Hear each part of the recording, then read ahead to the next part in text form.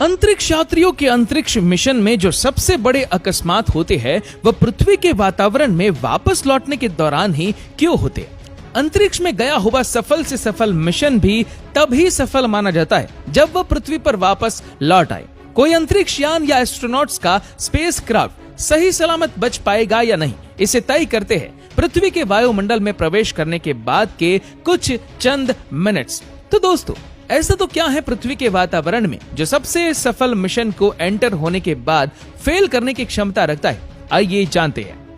जब अंतरिक्ष यात्री इंटरनेशनल स्पेस स्टेशन से या अंतरिक्ष से अपना मिशन परिपूर्ण कर वापस पृथ्वी पर आ रहे होते, उस वक्त पृथ्वी के वायुमंडल में वापस लौटने के दौरान अंतरिक्ष यात्रियों या उनके स्पेसक्राफ्ट को दो चीजों का सामना करना पड़ता है, जिसमें से एक है अतिशय मात्रा में पैदा होने वाली गर्मी और दूसरी अतिशय मात्रा में गति यानी कि एक्सट्रीम स्पीड। और अंतरिक्ष यान जब एस्ट्रोनॉट्स को लेकर पृथ्वी के वायुमंडल में प्रवेश करता है तब वो अपनी गति घटा देता है, लेकिन इस स्लो डाउन हुई स्पीड के बावजूद भी उस स्पेसक्राफ्ट की स्पीड आवाज की गति से भी 25 गुना ज्यादा होती है। इस स्पीड से यात्रा करने वाला कोई भी पदार्थ जब पृथ्वी के वातावरण में मौजूद हवा के परमाणुओं के साथ टकराता है तब हवा के उस अणुओं को उतना टाइम ही नहीं मिल पाता कि वो धक्के से साइड में चले जाए। इसीलिए हायर स्पीड पे आने वाला पदार्थ हवा में मौजूद अणुओं को तोड़ देता है और ऐसे एक साथ बहुत सारे हवा के अणु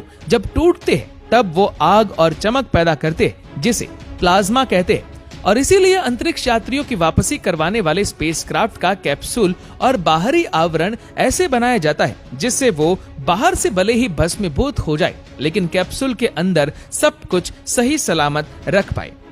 अब यहाँ पर दोस्तों मेन मुद्दे की बात, जब स्पेसक्राफ्ट पृथ्वी के वातावरण में एंटर होता है और जब हवा के रेनबो के टकराने से घर्षण के कारण जो गर्मी पैदा होती है, इस गर्मी की वजह से कुछ मिनटों तक स्पेसक्राफ्ट का संपर्क पृथ्वी की सतह स्टेशन से टूट जाता है और ये वो समय है जब अंतरिक्ष यात्री या सेंटर कुछ भी नहीं कर सकता है और इस परिस्थिति में कुछ भी हो सकता है। और अब ऐसे परिस्थिति में कैप्सूल में से एक पैराशूट निकलता है जो अंतरिक्ष यात्रियों को ले आने वाले कैप्सूल की स्पीड को बहुत हद तक घटा देता है और एस्ट्रोनॉट को इस कैप्सूल में से उस पैराशूट को निकालने के लिए सिर्फ 30 मिनट का समय मिल पाता है। अर्थात आवाज की गति से भी 25 गुना ज्यादा स्पीड से आने वाली अंतरिक्ष की किसी चीज की गति को इतना कम कर देना कि वो धरती की सतह पर सॉफ्ट लैंडिंग कर सके।